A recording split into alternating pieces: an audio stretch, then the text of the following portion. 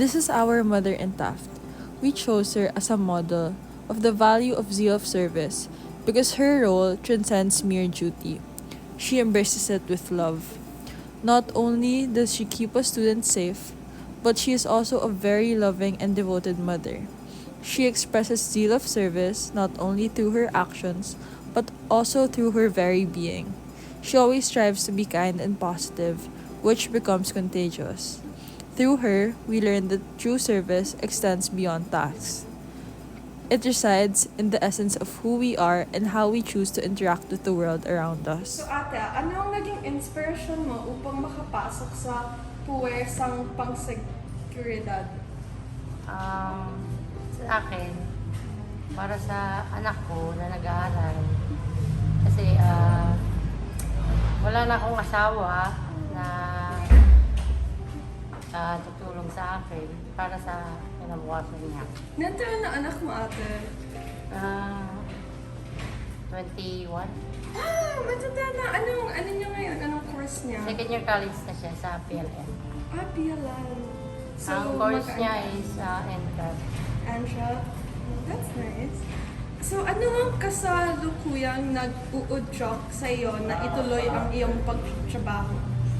Siyempre sa pamilya ko, para meron akong maibigay sa kanila. Pero enjoy mo naman. Enjoy naman kasi... Every night nakikita mo kami.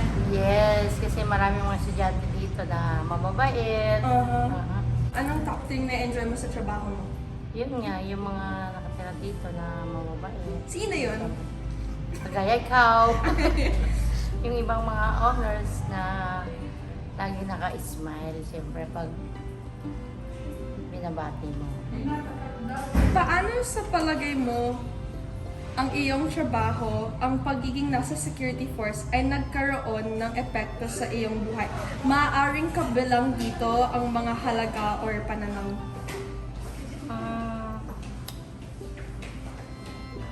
Sa akin, wala namang epekto. Well, okay lang naman yun. Live your life, diba? Pero maaari mo bang ibahagi sa amin ng isang hindi malilimutang karanasan habang ikaw ay nagtatrabaho? Yung, ano ba yun? Yung, merong minsan na nagagalit. Sino Nagagalit. yun? Yung, na, tawag dito, let's say na, sa trabaho namin kasi, hindi naman lahat nakakausap namin ay okay. Meron din naman na hindi okay. Pero paano mo hinahandle yun? Paano mo pina-face pag ganun yung pag-chato sa'yo? Anong inaano mo? Siyempre, kahit na galit ka na, siyempre, papakita mo pa rin na okay, parang okay lang. So bakit ito memorable? Memorable kasi ito yung trabaho na yung parang madali na napasukan.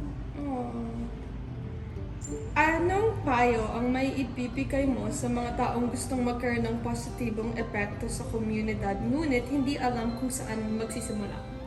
Ang payo ko lang sana laging maging masaya. Tapos, wag na masyadong ang tawag dito.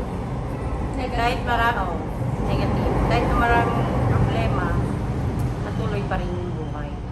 Tama ate. Talagang lang. Sa panghuling tanong, bukod sa pagiging security guard, sa anong mga paraan mo nakikita ang iyong sarili na gumagawa ng positibong epekto sa komunidad sa hinaharap? Para sa akin, sa mga estudyante, parang nga rin, nakikita ko lang din sa kanila yung anak ko na nag-aaral. Yan.